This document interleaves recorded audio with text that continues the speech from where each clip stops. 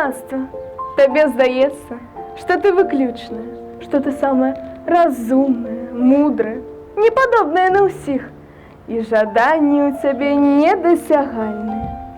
Не адразу да цябе прыходзіць разуменне, што, як усе, гэта недакор.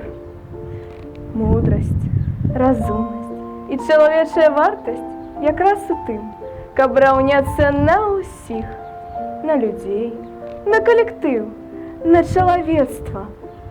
Не адразу ты пачынаеш разумець, што хараство не ў тваіх незямных марах, не ў тваім імкненні да выключнасці, а ў жыцці людзей. І што людзі выпрацавалі самае прыгожае, высакароднае, карыснае, разумнае і ў навуцы, і ў мастацтве, і ў адносінах паміж людзьмі, у каханні, у сям'і.